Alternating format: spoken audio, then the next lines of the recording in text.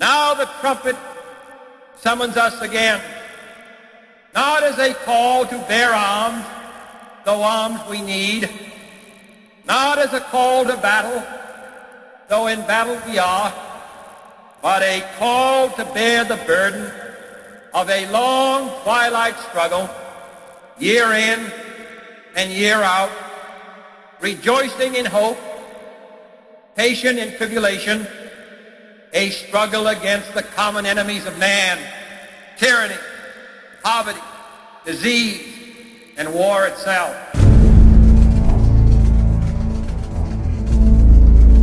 Congressman Paul, you have wanted to pull U.S. troops out of Afghanistan for years. In fact, you said on the House floor about the U.S. military's efforts in Afghanistan, quote, "Whose interests do we serve by continuing this exercise in futility?"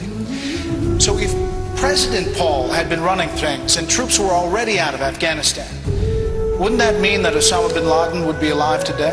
Absolutely not. I mean, he wasn't caught in Afghanistan. Nation building in Afghanistan and telling those people how to live and getting involved in running their country hardly had anything to do with finding the information where he was being held in a country that we give billions of dollars of foreign aid to. At the same time, we're bombing that country. So it's the policy that's at fault. No, not having the troops in Afghanistan wouldn't have hurt. But we went to Afghanistan to get him, and he hasn't been there. Now that he's killed, boy, it is a wonderful time for this country now to reassess it and get the troops out of Afghanistan and end that war that hasn't helped us and hasn't helped anybody in the Middle East. Well, I think strength is good, but you have to have strength in doing the right things.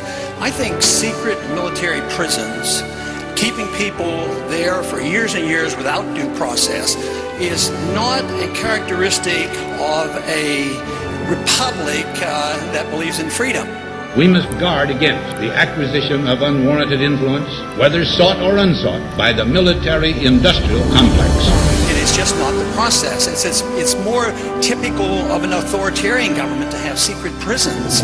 So therefore, I don't think it serves our purpose. We have tried nearly 300 suspects in civilian courts, and hundreds of them have been convicted and put away.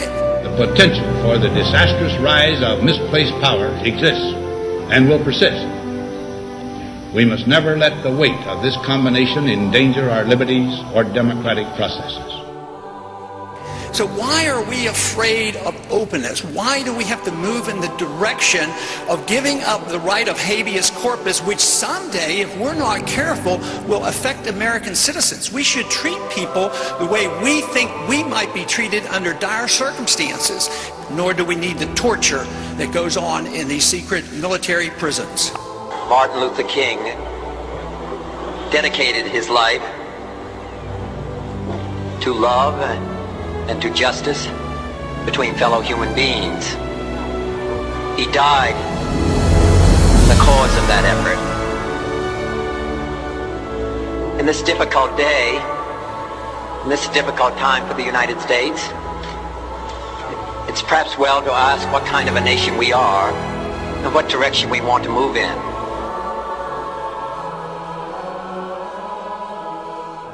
Justice is indivisible. Injustice anywhere is a threat to justice everywhere.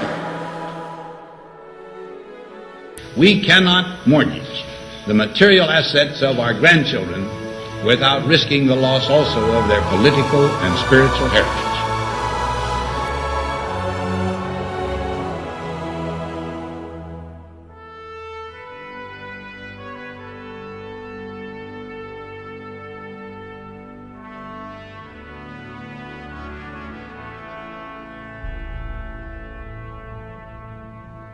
Only an alert and knowledgeable citizenry can compel the proper meshing of the huge industrial and military machinery of defense with our peaceful methods and goals, so that security and liberty may prosper together.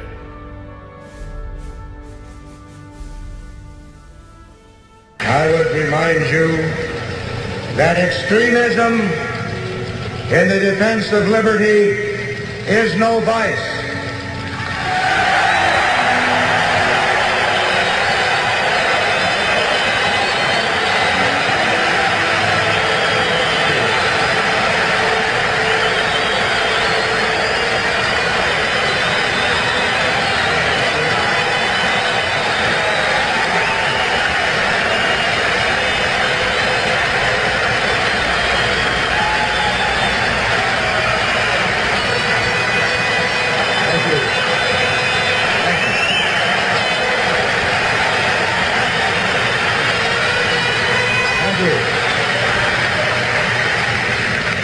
And let me remind you also that moderation in the pursuit of justice is no virtue.